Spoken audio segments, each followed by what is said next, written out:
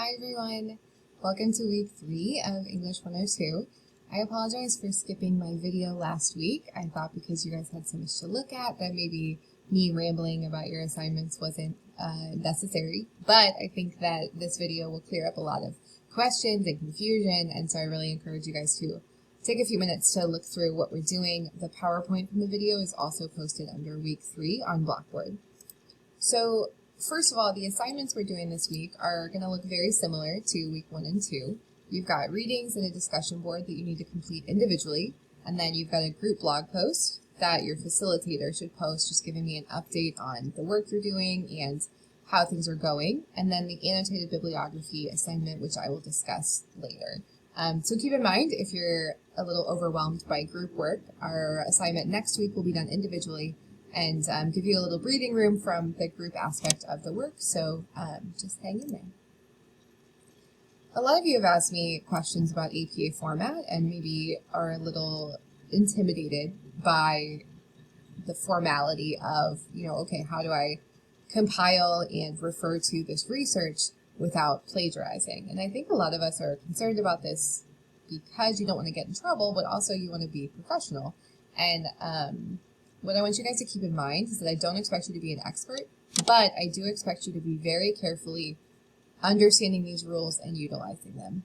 Just remember to use the resources available to you. A couple of the websites that I mentioned, the sample APA paper that I'm going to format and put on Blackboard, all of these things are there for you to use. So it's your job to make sure that you're understanding this format. So the basics of APA include kind of 3 parts. The format of your essay, so how it looks overall, the reference page that comes at the end, which has like the full citation for where you can find that reference, that source, and then the in-text citation means for anything that you're paraphrasing, quoting, or referring to in the body of your writing, you need to refer to an in-text citation that essentially is like a clue to the reference page. So it all kind of connects together. First of all, in-text citations with APA, in my opinion, are quite easy. You just need the authors and the year.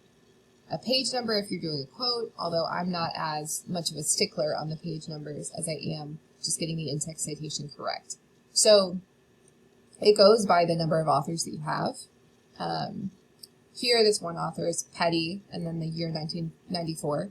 You'll notice when we have 2 authors, you just have and with the second author added. And then what you'll notice with 3 authors or more is we use this term called et al. It's kind of like etc., but et al. Means all together. So if you have 3 or more authors, you're going to have the first author's name that's listed, their last name, and then et al. Afterwards.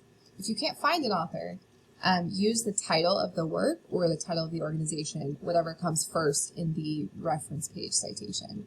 So some of you might ask, well, what if I can't find a year for my citations? My answer to that is probably that you shouldn't be using that source. If you can't find a year or some time it was last updated, it may not be as reliable as you think.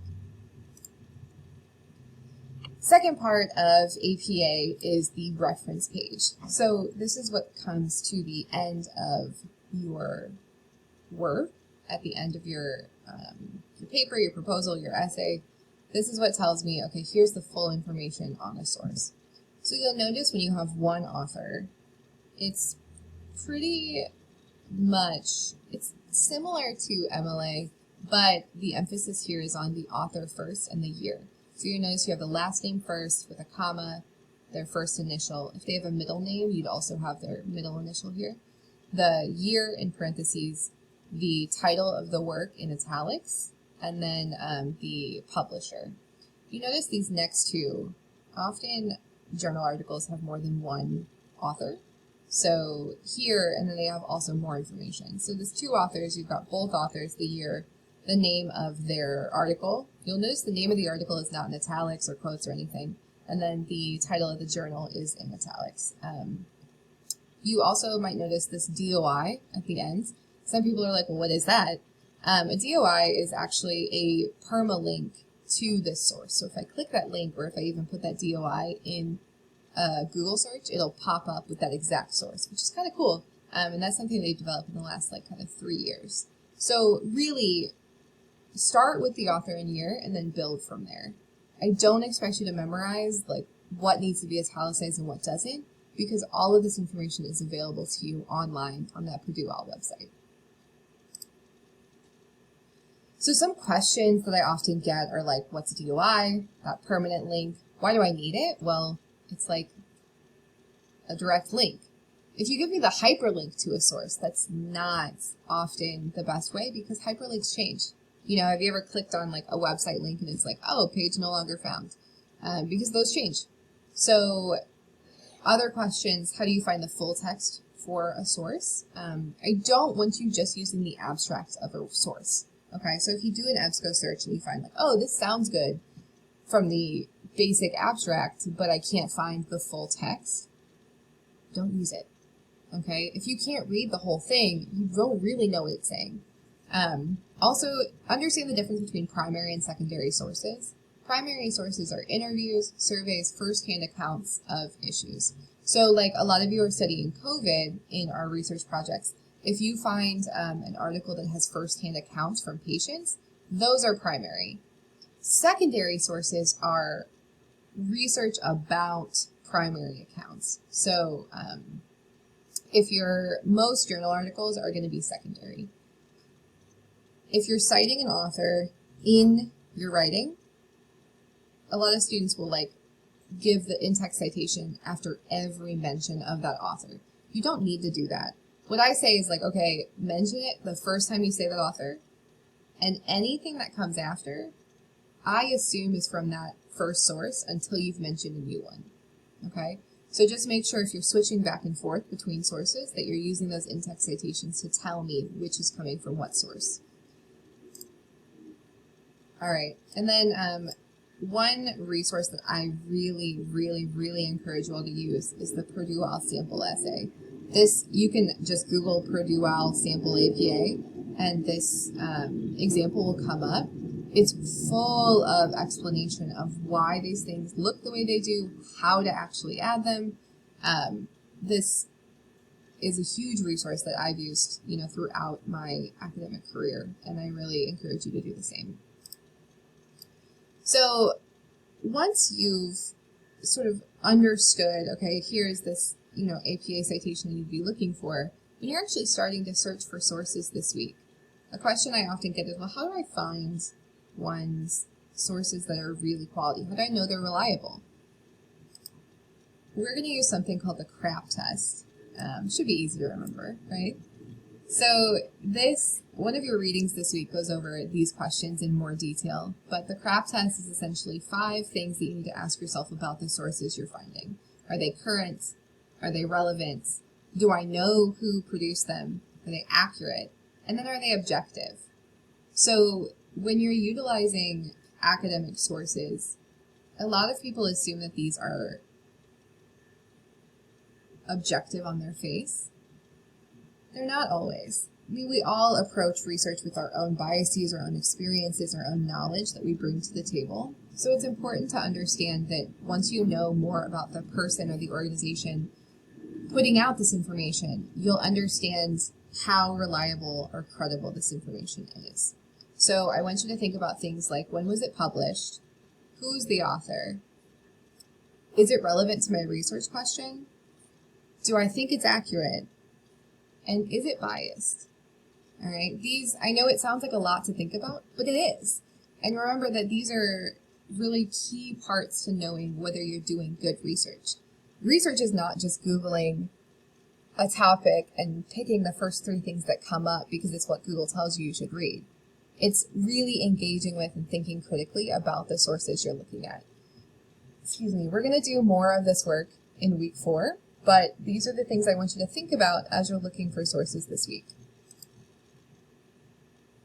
All right, so last part of this little presentation, how do I summarize and synthesize? Once I've found those sources, once I've got those citations finished, how do I start to make sense of these sources?